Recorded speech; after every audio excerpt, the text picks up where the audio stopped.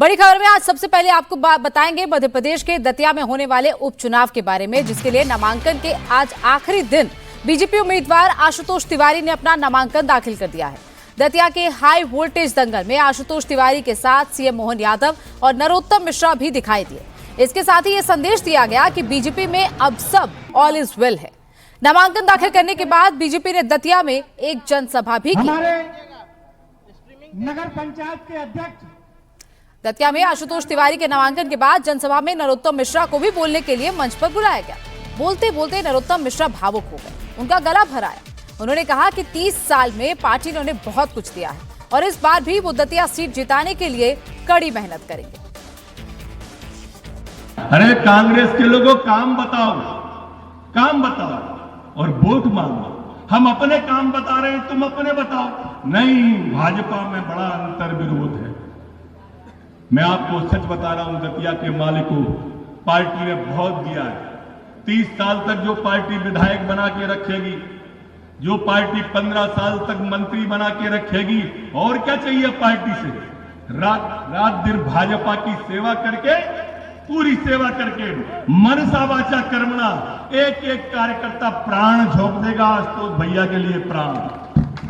प्राण झोंक दिए जाएंगे आशुतोष भैया के लिए। ये भ्रम और मुगालते में कोई नहीं रहे कि कोई कार्यकर्ता घर बैठेगा। 16 तारीख से स्वयं यहीं पे डेरा जमाएंगे सारे कार्यकर्ताओं के साथ में। मेरे दतिया के माल को एक एक दरवाजे पर अपना शीश नवाऊंगा, एक एक गांव के अंदर जाऊंगा और आशुतोष को जिताऊंगा। धन्यवाद। और सभा में ही सीएम मोहन यादव ने कांग्रेस पर जमकर हमला बोला और कहा कि देश में कांग्रेस अब लापता होती जा रही है। उन्होंने कहा कि कांग्रेस दिन में सपने देख रही है जो कभी पूरे नहीं होंगे। दतिया में जीत बीजेपी की ही होगी। हमारी पार्टी के लिए ये चुनाव, नरोत्तम जी ने सही कहा कि ये चुनाव हमारा राजा और रंक का चुनाव। ये बात सही है। कांग्रेस और कांग्रेस की मानसिकता सदैव जमीन पर टिकने वाली होती नहीं। उनकी जमीन उनको मालूम नहीं, लेकिन सारा आसमान खरीदने की बात करते हैं। पूरे देश में आज यशस्वी प्रधानमंत्री के नेतृत्व में जोरदार ताली बजाए माननीय नरेंद्र मोदी जी के लिए। पूरे देश से धीरे धीरे करके आगे कांग्रेस 80% से ज्यादा हिस्से से कांग्रेस लापता हो गई।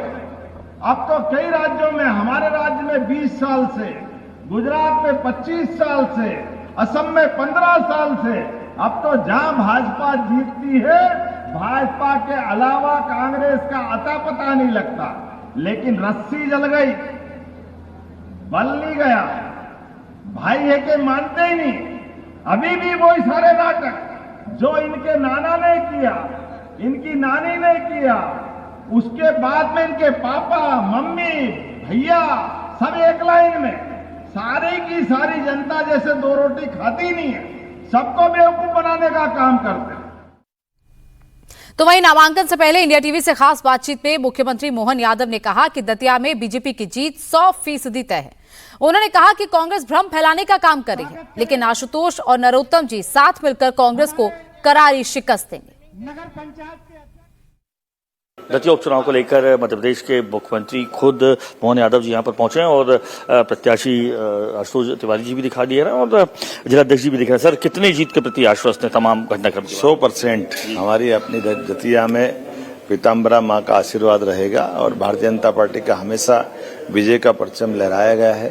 बीते चुनाव में एक बार जरूर हमारे हाथ से छूटा था, लेकिन मैं पूरा भरोसा के साथ नरोत्तम जी और हम पूरी ताकत से लड़ेंगे और कांग्रेस को यहाँ पराजय का मुंह दिखाएंगे। पर कांग्रेस को तो जो बीते दिनों कुछ घटनाक्रम हुआ उसके चलते कांग्रेस को लग रहा है जीत उनकी है। फूट बगावत कांग्रेस का मुगालता गुब्बारे की हवा की तरह हवा हो जाएगा।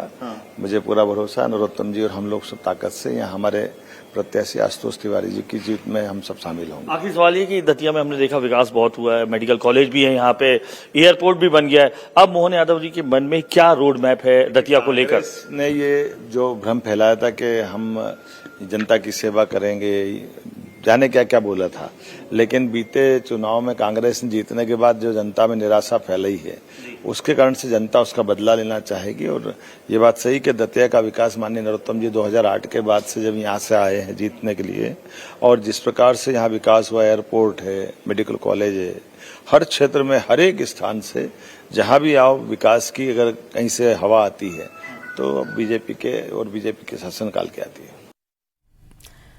तो वहीं नरोत्तम मिश्रा ने इंडिया टीवी से एक्सक्लूसिव बातचीत की। इस दौरान उन्होंने कहा कि आशुतोष तिवारी और वो छोटे बड़े भाई हैं, कोई दिक्कत नहीं है, वो लोग पूरी ताकत के साथ काम करेंगे। इस वक्त हमारे साथ हैं नरोत्तम मिश्रा। संकट मोचक कहे जाते थे, संकट भी आए लेकिन टल जाता। सर क्या कहेंगे, दो भाई साथ साथ हैं?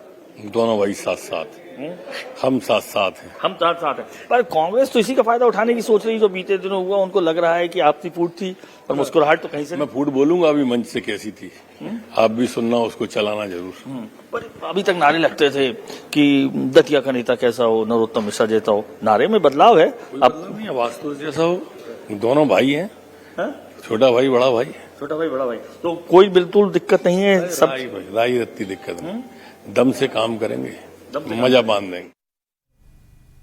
वहीं बीजेपी उम्मीदवार आशुतोष तिवारी ने भी नॉमिनेशन से पहले इंडिया टीवी से एक्सक्लूसिव बातचीत की। इस दौरान आशुतोष तिवारी ने कहा कि नरोत्तम मिश्रा हमारे अभिभावक की तरह है, उनसे मैंने बहुत कुछ सीखा है।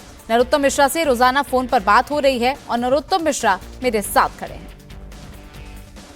भी है, जनता में भी है। दतिया में 48 घंटे पहले नाराज जो कैडर है उसकी बगावत देखी, आक्रोश देखी। अब ऐसे जो बिखरे हुए कार्यकर्ता है, वो नाराज कार्यकर्ता है, उन्हें कैसे साधेंगे आशुतोष तिवारी?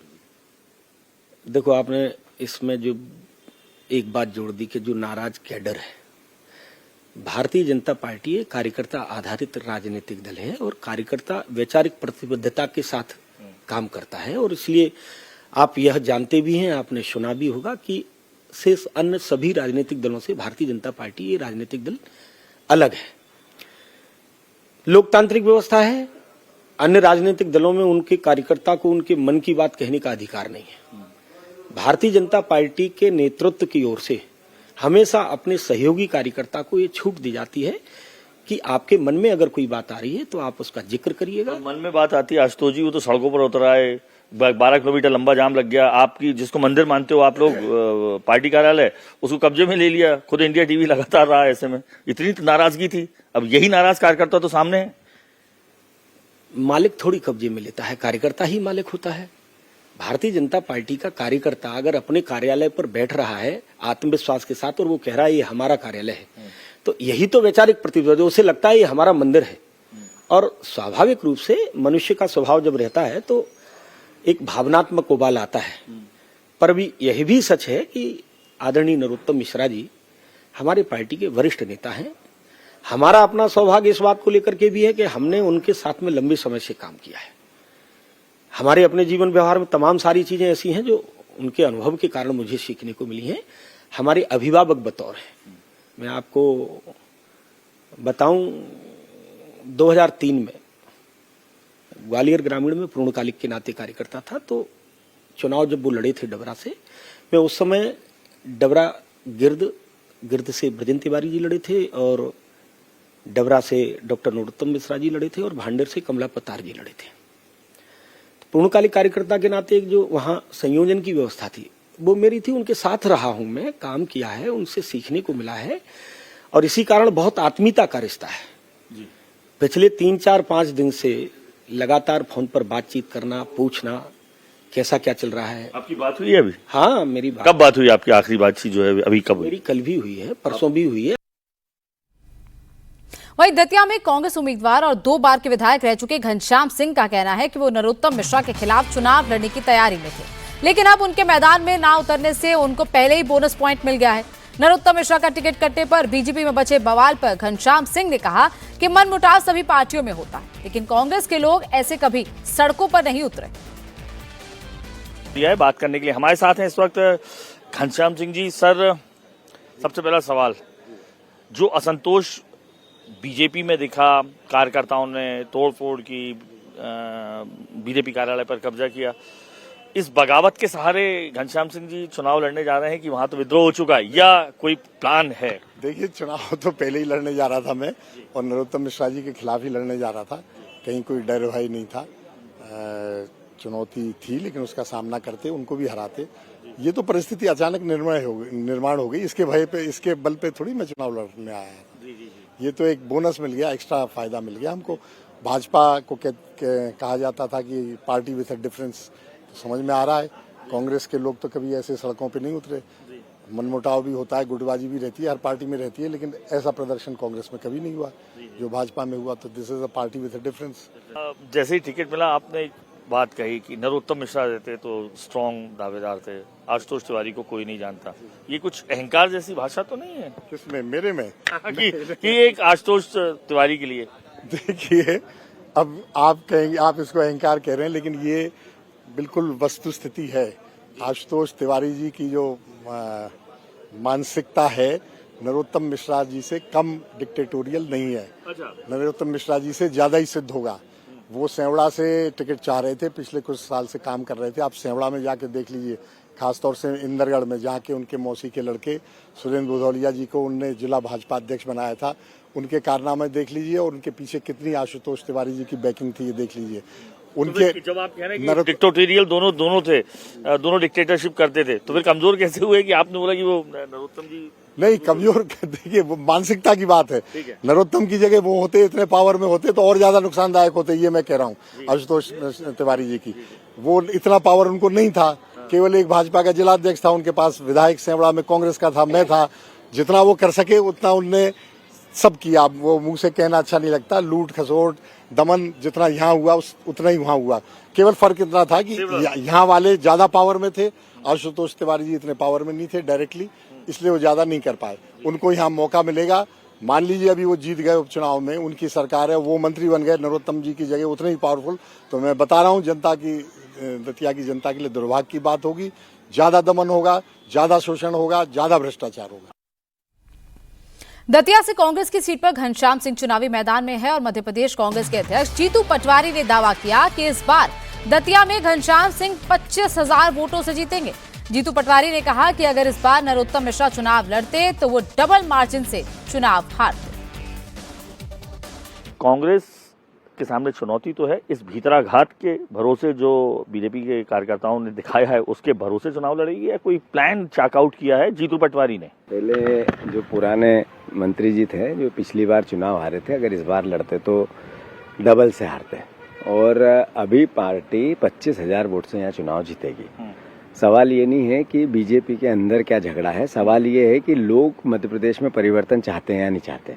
दतिया की जनता को अवसर मिला है मध्य प्रदेश की राजनीति को बदलने का, भ्रष्टाचार के खिलाफ खड़े होने का, अराजकता अहंकार के खिलाफ खड़े होने का।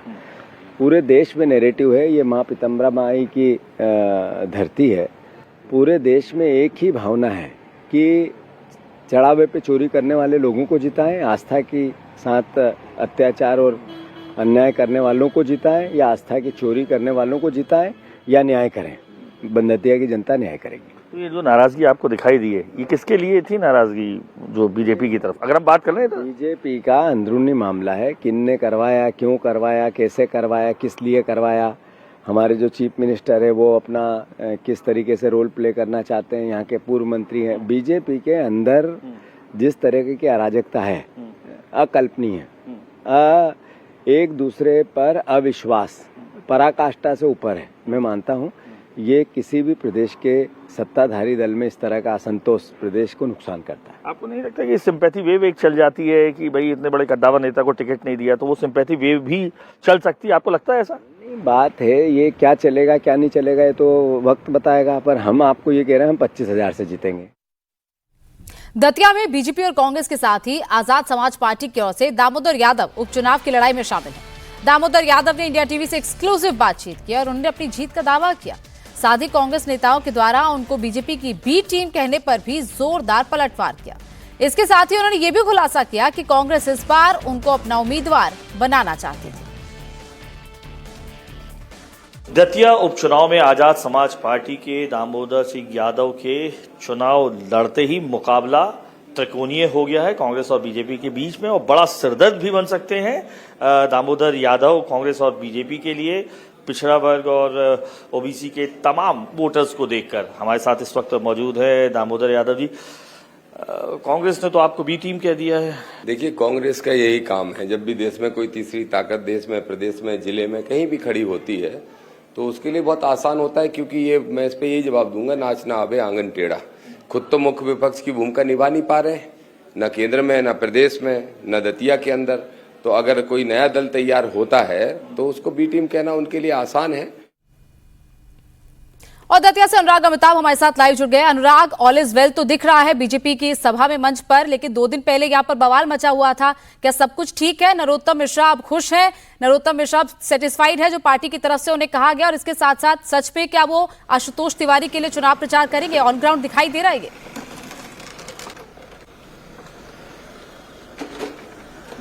देखिए, इंडिया टीवी इस वक्त उसी मंच के सामने खड़ा है जहां पर कुछ देर पहले भावुक होते हुए दिखाई दिए Narottam Mishra.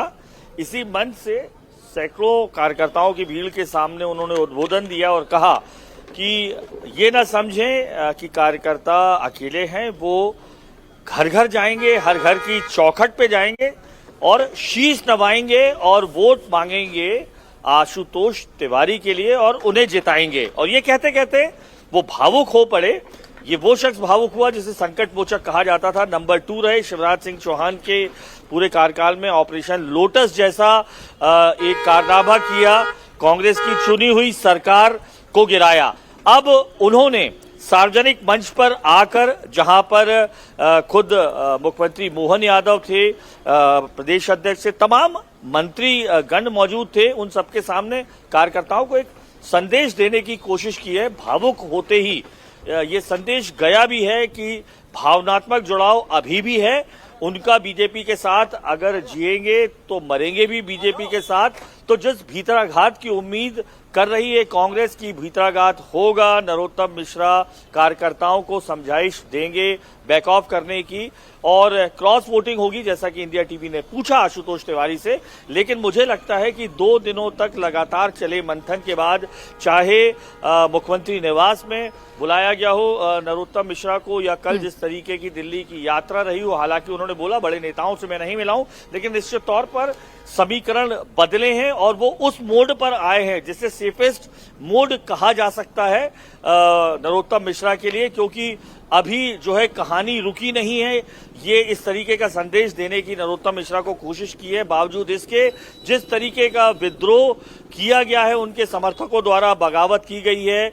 Cadre base party के लिए अकेले मध्य प्रदेश नहीं, पूरे देश के लिए एक बड़ा सवाल उठा कि इस तरीके का विद्रोह जो अमूमन कांग्रेस और दूसरी पार्टी में देखा जाता था टिकट को लेकर, नरोत्तम मिश्रा के कारण वो विद्रोह उनके समर्थकों ने जताया दतिया में महज एक सीट न मिलने के चलते। तो 2 दिन तक उन्हें समझाइश दी गई, उनके मन में भाव, हालांकि उन्होंने कहा कि उन्हें जानकारी नहीं थी, बिना उनके निर्देश और आदेश के बाद इस तरीके का कृत्य उनके तमाम कार्यकर्ताओं ने किया, जिससे पूरे देश में कहें तो बीजेपी को एक अलग चाल चरित्र चेहरे की बात करती आई है, लेकिन वो चाल चरित्र चेहरा तीनों दतिया से बिगड़ता हुआ दिखाई दिया। बहरहाल अब जब मुख्यमंत्री मोहन यादव खुद एक फ्लाइट से लेकर अपने साथ आए हैं नरोत्तम मिश्रा को, साथ में हमने देखा जिस जिला अध्यक्ष ने, दतिया के जिला अध्यक्ष ने, रघुवीर सिंह ने रिजाइन दिया था, तमाम अपने कार्यकर्ताओं के साथ तमाम बूथ के लोगों ने रिजाइन दिया था, जिला पंचायत से लेकर जनपद अध्यक्ष समेत तमाम लोगों ने जो रिजाइन दिया था,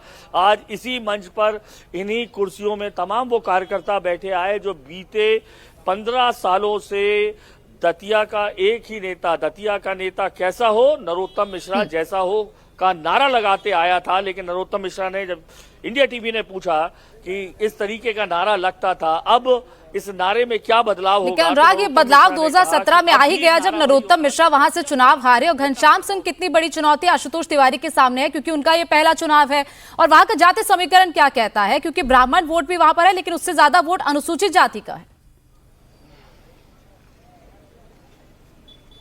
देखिए, मैं आपको बताऊं, घनश्याम जो सिंह हैं दतिया राजघराने से आते हैं, 2 बार पहले भी विधायक रह चुके हैं। 3 साल 2008 के बाद नरोत्तम मिश्रा यहां पर आए और उन्हें करारी शिकस्त मिली। 2008 में जो शिकस्त मिली थी घनश्याम सिंह को, उसकी वजह थे जो तत्कालीन अभी कांग्रेस के जो विधायक थे जिनका चुनाव अभी निरस्त किया गया है, वो राजेंद्र भारती उस समय बसपा से लड़े थे। ये उन्होंने हमें इंटरव्यू में भी बताया। तो घनश्याम सिंह वापस से मैदान में आए हैं, दतिया राजघराने के हैं, महाराज रहे हैं। बीजेपी यही कह रही है कि महाराज वर्सेस आम जो कार्यकर्ता है आशुतोष तिवारी के नेतृत्व में, आम घर का लड़का है, उसे हमने खड़ा किया है। अब आती है जातीय समीकरण की। तकरीबन 2,05,000 जो वोटर्स हैं, 65,000 तकरीबन मान लीजिए सवर्ण वोटर हैं। इसके अलावा तकरीबन जो 1.5 लाख से ऊपर वोटर है वो ओबीसी और पिछड़े वर्ग का है। इस ओबीसी और पिछड़े वर्ग पर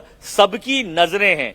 दामोदर तिवारी तीसरा एक्स फैक्टर के रूप में आया, जिसके कारण कहा जा रहा है त्रिकोणीय फैक्टर है। जो आजाद समाज पार्टी काशीराम चंद्रशेखर की पार्टी से जो है दामोदर यादव, जो सेवड़ा से पिछला चुनाव लड़े थे, इसके पास की विधानसभा 30,000 वोट पाए थे, बीजेपी से सिर्फ 10,000 कम, वो यहां से मैदान पर हैं और खुला उनका दावा है कि जो बीजेपी ने वोट दिया है, वो जिस प्रत्याशी को दिया है उसके 30-35,000 वोटर हैं और जिसको कांग्रेस ने टिकट दिया है घनश्याम सिंह, उसके 10 से 15,000 वोट हैं। लेकिन मैं जहां खड़ा हूं, जिस जगह से खड़ा हूं, उसके सामने 1.5 लाख वोटर हैं अनुसूचित जाति और ओबीसी। तो जातीय समीकरण अगर ये बात करें तो दामोदर तिवारी अपनी तरफ खींचते हुए दिखाई देते हैं कि ओबीसी और पिछड़ा वर्ग मिले। लेकिन समझा जा सकता है बी टीम क्यों कह रही है कांग्रेस दामोदर यादव को। इसलिए कह रही है बी टीम क्योंकि जो वोट कांग्रेस की तरफ जाने थे वो निश्चित तौर पर अब बटकर, चाहे वो यादव वोटर हो या जो एससी या एसटी वोटर हो, वो खिंचकर दामोदर यादव की तरफ भी जाएंगे और कहीं ना कहीं फायदा बीजेपी के पक्ष में होगा। तो बीजेपी विन विन सिचुएशन में इस कारण से मानी जा रही है। दामोदर यादव जो तीसरा फैक्टर है वो खड़ा हुआ है, प्लस घनश्याम सिंह जो है एक राजघराने से ताल्लुक रखते हैं, महाराज रहे हैं, 2008 के बाद लंबा कार्यकाल हो गया है। प्लस तीसरा जो नायक जो अश्वनी नायक जो प्रत्याशी रहे थे, बीजेपी से कांग्रेस में आए थे, अब वो उनकी नाराजगी भी दिख रही है, वो भी टिकट के प्रत्याशी थे। तो कांग्रेस में जो भीतराघात की परंपरा लंबे समय से चलती आ रही है वो एक बार फिर से दिखाई दे रही है। इन सब फैक्टर्स के साथ साथ अनुराग एक और फैक्टर है, वो नरोत्तम मिश्रा, और क्योंकि पूरा चुनाव उनके इर्द गिर्द ही है, उन्होंने यहां तक नामांकन पत्र भी ले लिया था, लगातार वो चुनाव प्रचार कर रहे थे, जाकर लोगों से माफी भी मांग रहे थे। सारी चीजें उन्होंने जब तक अनाउंस नहीं हुआ आशुतोष तिवारी का नाम, तो उससे पहले उन्होंने सब कर लिया। लेकिन अब क्योंकि पार्टी की तरफ से फाइनल हो चुका है, नाम वापस लिया भी नहीं जाएगा आशुतोष तिवारी का, अब क्या ऑन ग्राउंड नरोत्तम मिश्रा सच में आशुतोष तिवारी के लिए प्रचार के लिए जाएंगे? वो कह तो रहे हैं, लेकिन उनके कार्यकर्ताओं से जब आपने उस दिन बात की थी 2 दिन पहले, तब उन्होंने साफ इनकार कर दिया था कि हम आशुतोष तिवारी के लिए प्रचार करने नहीं जाएंगे, ऑन ग्राउंड नहीं जाएंगे। तो क्या अपने कार्यकर्ताओं को समझाने में नरोत्तम मिश्रा सफल रहेंगे?